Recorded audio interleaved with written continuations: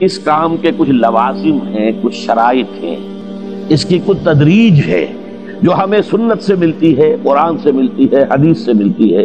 تو میں اس کام کے ضمن میں اس کی وہ تدریجی مراحل اور اس کے لوازم اور اس کی شرائط بیان کرنا چاہتا ہوں۔ سب سے پہلی شرط اول، وہ فارسی کا شعر مجھے یاد آیا کہ در رہے منزل لیلا کے خطر ہاش بسے، شرط اول قدمی نست کے مجنون باشی۔ پہلی شرط یہ کہ مجنون بنو۔ تو یہاں کا پہلی شرط کیا ہے؟ پہلے صاحب ایمان بنو، ایمان تمہارے دلوں میں ہو۔ یا ایھا الذین آمنوا آمنوا باللہ ورسولہ، یعنی ایک ایمان تو تمہیں حاصل ہے، اقرار باللسان، وہ تو تمہیں والدین سے مل گیا، عقیدہ تمہارا ہے، متوارث جو ہے تم عقیدے کو مانتے ہو، لیکن دلی یقین والا ایمان حاصل کرو۔ اصل میں اس کے بعد گاڑی چلتی ہے، اس کے بعد جو ہے نتائج نکلتے چلے جائیں گے، لیکن اگر وہاں ایمان کی کمزوری ہے تب اوپر سے کوششیں کریں گے، نتیجہ نہیں نکلے گا، آگے ہم بڑھ نہیں سکیں گے، ہمارے جو جد و جہد ہے وہ کامیابی سے ہمکنار نہیں ہوگی۔ اس جیسے ہی ہے جیسے ہم درخت لگانا چاہ رہے ہیں جس کی جڑ ہی نہیں ہے۔ آپ زمین کھود کر درخت جو اس کے اندر گاڑ دیں گے تو زمین تو نہیں پکڑے گی اس کو، وہ تو نیچے سے جڑ ہو اور پھر درخت جو ہے اس سے ابھرے، تو وہ ہوتا ہے کہ جس کے لیے یوں سمجھیے سرسبز درخت بنے گا۔ اس حوالے سے سب سے پہلا قدم کیا ہے؟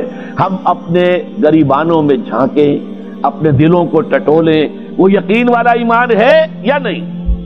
اگر ہے تو اللہ کا شکر ادا کیجیے، تہنیت، مبارکباد، اور نہیں ہے تو پہلا کام یہ ہے کہ اے ایمان کے دعوے دارو، ایمان لاؤ جیسے کہ ایمان کا حق ہے۔ یقین اللہ کی ذات پر، اس کی صفات کمال پر، یقین مرنے کے بعد اٹھنے پر، بعث بعد الموت اور حساب کتاب، یوم حشر اور جنت اور دوزخ کا یقین، فرشتوں کا یقین، وحی کا یقین، قرآن کا یقین، کتابوں کا یقین، نبیوں اور رسولوں کا یقین، اور محمد الرسول اللہ کا یقین صلی اللہ علیہ وسلم کہ آپ آخری اور کامل رسول ہیں اللہ تعالیٰ کے، خاتم النبیین بھی ہیں اور آخر المرسلین بھی صلی اللہ علیہ وسلم۔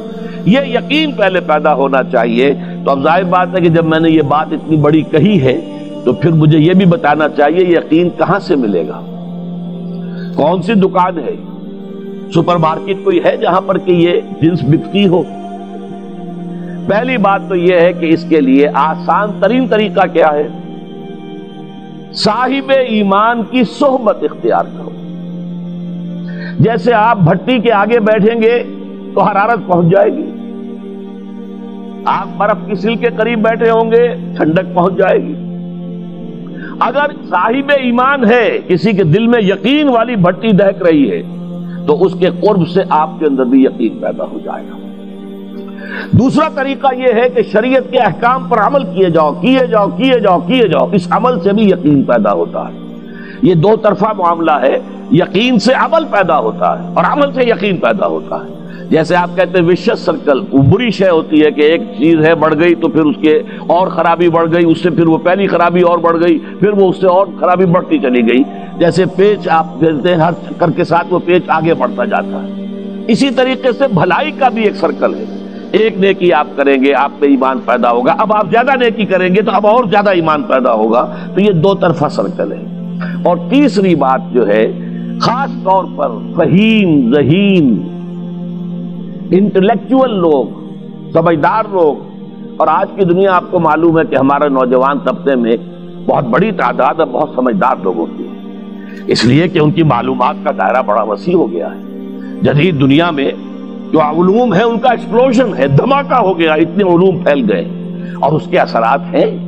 اخبار بین لوگ بھی جو ہیں وہ بھی ایک طرح سے ہر ایک ان میں سے فلسفی ہوتا ہے، آپ اس سے ذرا بات کر کے دیکھیے، وہ اپنے فلسفے بگاڑے گا، اپنی رائے دے گا، معلوم ہوتا ہے کہ شاید سب سے بڑا سیاسی تجزیہ نگار یہی ہے۔ لہذا وہ لوگ کہتے ہیں کہ ہمیں تو وہ بات بتاؤ جو ہماری عقل کو بھی اپیل کرے۔ یہ جو معاملہ ہے وہ ایمان جو عقل کو بھی اپیل کرے، اس کی سورس صرف ایک ہے اور وہ قرآن حکیم ہے۔ مولانا ظفر علی خان نے ایک شعر کہا تھا بہت سادہ انداز میں، وہ جنس نہیں ایمان جسے لے آئیں دکانیں فلسفہ سے، ڈھونڈے سے ملے گی عاقل کو یہ قرآن کے سپاروں۔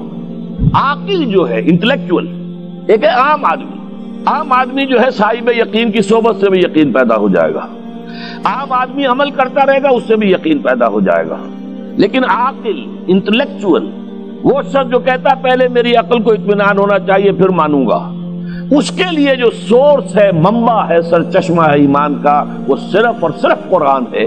اس میں غور و فکر کرے، انسان اس طرح قرآن کو پڑھے کہ وہ براہ راست اس کا مفہوم اس کے دل کے اوپر اترتا چلا جائے۔ جیسے علامہ اقبال نے کہا ہے کہ تیرے ضمیر پہ جب تک نہ ہو نزول کتاب، گرہ کشا ہے نہ رازی نہ صاحب کشاف۔ قرآن تو تمہارے اپنے قلب پر نازل ہونا چاہیے۔ اور یہ اصل میں ان کے والد نے کہا تھا ان سے، بالکل بچپن میں۔ علامہ اقبال چھوٹے سے بچے تھے، ان کے والد تھے ذرا صوفی منش آدمی تھے، وہ شیخ نور محمد۔ وہ آئے فجر کی نماز مسجد سے پڑھ کر آئے تو دیکھا کہ اقبال جو ہے بچہ وہ قرآن پڑھ رہا بیٹھا ہوا۔ اس نے کہا والد نے کہ بیٹے تم یہ قرآن کیسے پڑھتے ہو؟ اب وہ حیران ہوا بچہ، یا بجان بس میں پڑھتا ہوں قرآن جیسے پڑھتے ہیں، آپ کا مطلب کیا ہے؟ کہا بیٹے قرآن ایسے پڑھا کرو کہ جیسے یہ تم پر نازل ہو رہا ہے، یوں سمجھو کہ تم پر نازل ہو رہا ہے، تم مخاطب ہو۔ اب اس چیز کو انہوں نے اپنے اس شعر میں ادا کیا، تیرے ضمیر پہ جب تک نہ ہو نزول کتاب، گرہ کشا ہے نہ راضی نہ صاحب کشاف۔ جیسے یہ قرآن قلب محمد پر نازل ہوا تھا، فَإِنَّهُ نَزَّلَهُ عَلَىٰ قَلْبِكَ، جبرائیل نے یہ اے نبی اے محمد آپ کے دل پر اتارا ہے۔ تو جب تک ہمارے بھی دل پر نہیں اترے گا تو قرآن مجید جو ہے وہ ہمیں انسپائر نہیں کر سکے گا۔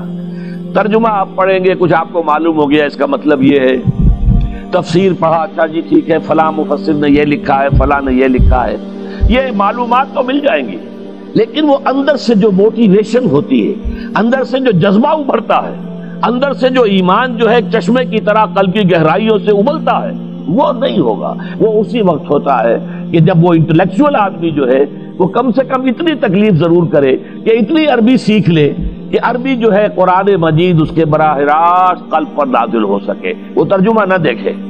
اب ایک آیت پڑھی پھر ترجمہ دیکھا، پھر دیکھا اس میں نمبر 11 لکھا ہوا ہے، حاشیہ میں جا کر دیکھا نمبر 11 یہاں ہے، وہ دیکھا، تسلسل تو ٹوٹ گیا، اب وہ بات نہیں رہی۔ اور ترجمہ جو ہے وہ سبھی جانتے ہیں، دنیا میں ہر بچہ بھی سمجھ لے گا کہ غالب کا کوئی شعر ہو اور وہ آدمی پڑھ کے جھوم جاتا ہے کہ کیا بات کہی، اسی کا انگریزی میں ترجمہ کر دیجیے، اب اس میں کچھ بھی نہیں۔ آپ نے مفہوم تو بیان کر دیا انگریزی میں، لیکن جو تاثیر ہے اس غالب کے شعر کی وہ انگریزی میں منتقل نہیں ہو سکتی۔ تو قرآن مجید کا کچھ نہ کچھ مفہوم تو ترجمے سے معلوم ہو جائے گا، قرآن کی تاثیر ترجمے سے نہیں حاصل ہو سکتی، تفسیر سے نہیں حاصل ہو سکتی۔ اسی لیے دو سب سے بڑی تفسیروں کا ذکر علامہ اقبال نے کیا ہے کہ گرہ کشا ہے نہ رازی، نہ امام رازی کی تفسیر کبیر سے تمہیں فائدہ ہوگا اور نہ امام زمخشری کی کشاف سے ہوگا، جب تک کہ تمہارے اپنے دل پر قرآن نہ اترے۔ اور اس کے لیے لازم ہے کم سے کم یہ کہ اتنی عربی انسان سیکھ لے کہ بیریئر نہ ہو ٹرانسلیشن کا، کوئی پردہ حائل نہ ہو درمیان میں، تسلسل نہ ٹوٹے، آپ براہ راست پڑھ رہے ہیں اور براہ راست اس کا مفہوم آپ کے قلب پر نازل ہو رہا ہے۔ تو پہلا سٹیپ جو میں نے ان 3 آیتوں پر اضافی آیت سورہ نساء کی آپ کے سامنے رکھی، ہم میں سے ہر شخص کا پہلا کام یہ ہے کہ وہ یقین والا ایمان حاصل کرے۔ عام آدمی کے لیے صاحب یقین کی صحبت بھی مفید، عام آدمی کے لیے عمل سے بھی یقین پیدا ہوتا ہے، لیکن انٹلیکچوئل کے لیے، ذہین کے لیے، فہیم انسان کے لیے، انٹیلیجنسیا جسے آپ کہتے ہیں، اس کے لیے لازم ہے کہ وہ قرآن مجید کی گہرائیوں میں غوطہ زنی کرے اور قرآن اس کے اپنے قلب کے اوپر نازل ہو تو کہیں جا کر وہ قرآن کو سمجھے گا۔ چنانچہ علامہ اقبالی کا ایک اور شعر میرے ذہن میں آیا ہے، وہ میں آپ کو سنا دوں۔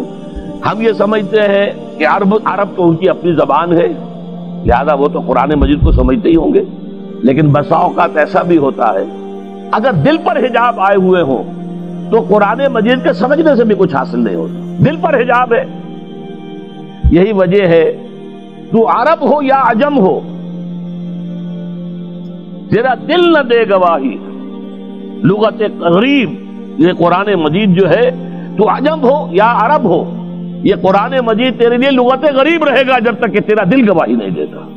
تو ایک تو طلب ہدایت ہو انسان کے اندر، اور دوسرے یہ کہ قرآن مجید کو براہ راست نازل ہونے کا موقع ملے قلب کے اوپر، تو ایمان یقین والا حاصل ہوگا۔